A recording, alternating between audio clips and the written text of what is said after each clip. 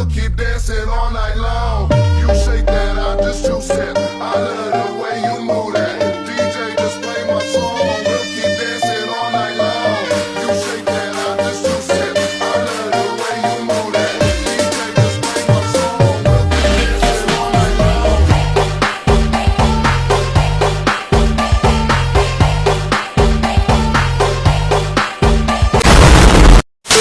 Assalamualaikum warahmatullahi wabarakatuh. Kami dari kelompok 3 akan membawakan sebuah materi tentang Kerajaan Samudra Pasai bersama saya sendiri sebagai ketua kelompok sekaligus pemateri pertama atas nama Fazlur Rahman dan di sebelah kiri saya atas nama Nur Ismi sekaligus pemateri kedua, dan di sebelah kanan saya adalah saudari Karmila sebagai pemateri ketiga, dan anggota kelompok kami Saya Abdul Muin. Saya Rifka, saya Audi Arili, saya Sri Ulfayanti, Saya Isran Wahyu. Itulah perkenalan dari kelompok kami. Sekian dan terima kasih. Samudra Pasai tahun 1267 sampai 1521. Pembahasan pertama, lokasi dan sumber sejarah. Kesultanan Pasai juga dikenal dengan Samudra Darussalam. Sebutan singkat yaitu Pasai adalah kerajaan Islam yang terletak di pesisir pantai utara Sumatera, Kabupaten Aceh Utara, Provinsi Aceh. Kerajaan ini didirikan oleh Meura Siluh yang bergelar Sultan Malik Al-Saleh sekitar tahun 1267 Masehi. Bukti-bukti arkeologis keberadaan kerajaan ini adalah ditemukannya makam Raja-Raja Pasai di Kampung Geodo, Aceh Utara. Makam ini terletak di dekat reruntuhan bangunan pusat kerajaan Samudra di desa Beuringin, Kecamatan Samudra, sekitar 17 km sebelah timur Lok Seumawe.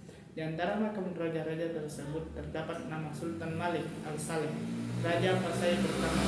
Malik Al-Saleh adalah nama baru Meura Siluh setelah ia masuk Islam dan merupakan Sultan Islam pertama di Indonesia. Berkuasa kurang lebih 29 tahun. Kerajaan Samudra Pasai merupakan gabungan dari Kerajaan Pasai dan Peurla dengan Raja pertama Malik Al-Saleh. Nah, materi yang kedua yaitu kehidupan politik Kerajaan Samudra Pasai. Setelah resmi menjadi kerajaan Islam atau kerajaan bercorak Islam pertama di Indonesia, Samudra Pasai berkembang dan pusat studi Islam yang ramai. Pedagang dari India, Benggala, Gujarat, Arab, Cina, serta daerah di sekitarnya banyak berdatangan di Samudra Pasai. Samudra Pasai setelah pertahanannya kuat segera meluaskan kekuasaannya ke daerah pedalaman meliputi Tamiang, Balek, Bimba, Samerangga, Berwana, Simpak, Benua, Samudra, Perlak, Hambu Air, Ramacandi, Tukas, Pekan, dan Pasai. Dalam rangka Islamisasi, Sultan Malik Al-Saleh menikah dengan putri Raja Perlak. Sultan Malik Al-Saleh meninggal pada tahun 1287 dan dimakamkan di Kampung Samudra Mukimbrang dengan nisan berciri khas Islam. Jabatan Sultan Pasai kemudian diteruskan oleh putranya, Sultan Malik Al-Tahir. Sultan ini memiliki dua putra, yaitu Malik Al-Mahmud dan Malik Al-Mansur. Sepeninggalan Sultan Malik Al-Saleh, Samudra Pasai diperintah oleh Malik Al-Zahir. Ia disebut sebagai Sultan Mahmud. Pada masa pemerintahannya, tidak banyak yang dilakukan. Oleh karena itu, tatanya digantikan oleh Ahmad yang bergelar Al-Malik Al-Zahir. Pada masanya, Samudra Pasai dikunjungi oleh Ibnu Battuta, seorang utusan dari Delhi yang sedang mengadakan perjalanan ke Cina dan singgah di sana. Pada abad ke-16, bangsa Portugis memasuki perairan Selat Malaka dan berhasil menguasai Samudra Pasai pada 1521 sampai 1541. Selanjutnya, wilayah Samudra Pasai menjadi kekuasaan Kerajaan Aceh yang berpusat di Bandar Aceh Darussalam. Waktu itu yang menjadi Raja Aceh adalah Sultan Ali Mukyat. Pasai sendiri merupakan kerajaan yang besar pada saat itu, terbukti dengan reruntuhan-reruntuhan kerajaan Pasai yang diperkirakan merupakan kerajaan yang besar pada saat itu. Kerajaan Pasai merupakan kerajaan yang menjadi jalur perdagangan dan mempunyai bandar-bandar perdagangan yang mampu menyokong ekonomi pemerintahan.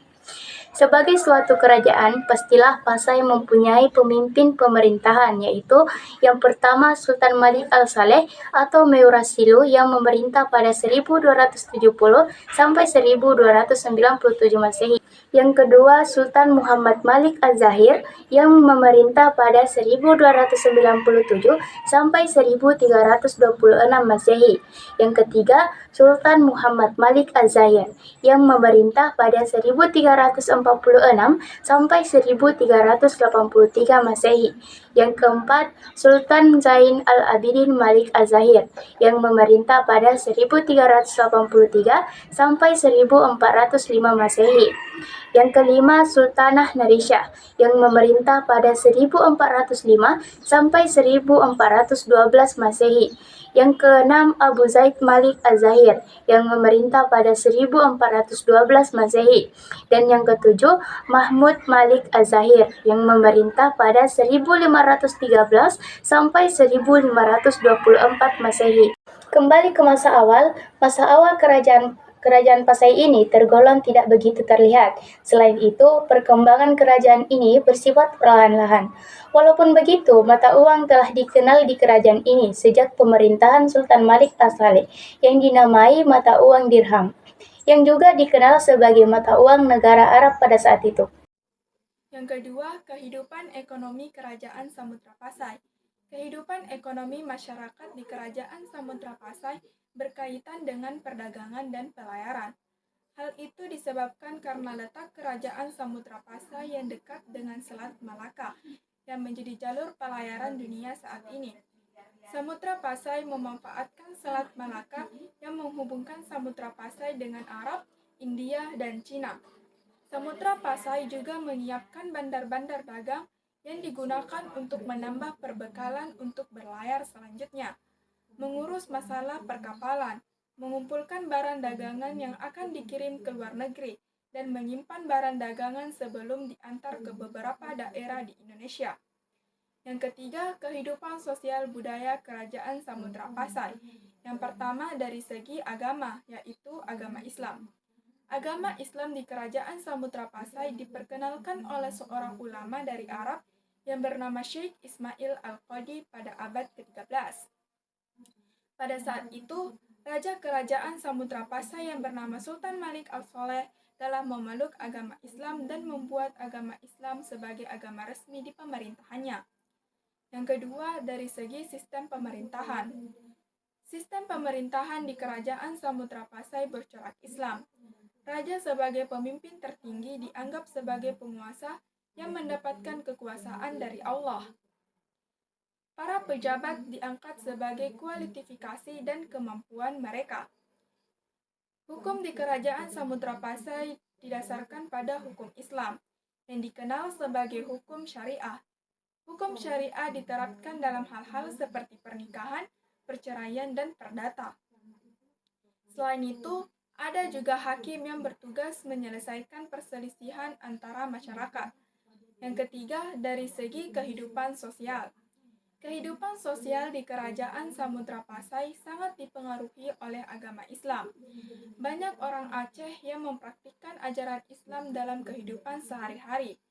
Masyarakat di Kerajaan Samudra Pasai sangat menghormati para ulama dan memandang mereka sebagai pemimpin spiritual. Yang keempat, dari segi pendidikan. Pendidikan juga sangat penting di Kerajaan Samudra Pasai. Ada banyak sekolah agama yang didirikan untuk mengajarkan agama Islam dan bahasa Arab. Selain itu, masyarakat di sana juga memperhatikan pendidikan sekuler, seperti matematika, sains, dan sejarah. Yang kelima, perdagangan. Kerajaan Samudra Pasai juga memiliki hubungan dagang yang baik dengan negara-negara Islam lainnya, seperti India, Arab, dan Cina. Kehidupan sosial di sana sangat dipengaruhi oleh hubungan dagang ini. Selama masa kejayaannya, Kerajaan Samudra Pasai menjadi pusat perdagangan yang penting di Asia Tenggara. Selanjutnya, pembahasan yang keempat, yaitu masa keruntuhan Kerajaan Samudra Pasai.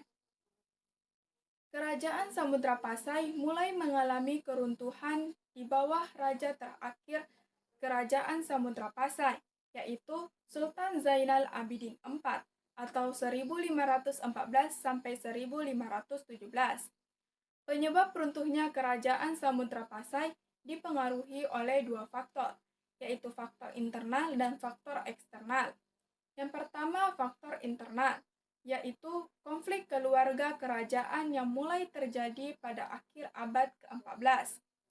Alasan konflik ini adalah perang saudara dan perebutan kekuasaan di dalam istana. Yang kedua, faktor eksternal, yaitu 1. Serangan dari kejahatan Majapahit Jawa Timur. Yang kedua, berdirinya Kerajaan Malaka. Kerajaan Malaka berdiri pada awal abad ke-15 yang membuat munculnya partai politik dan perdagangan baru di Malaka yang lokasinya lebih strategis dibanding Samudra Pasai. Hal ini membuat Kerajaan Samudra Pasai perlahan-lahan mulai mengalami keruntuhan. Yang ketiga, serangan dari Portugis.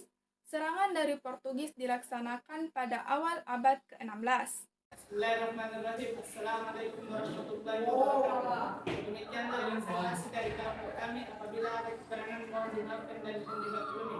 Sekian, Assalamualaikum warahmatullahi wabarakatuh.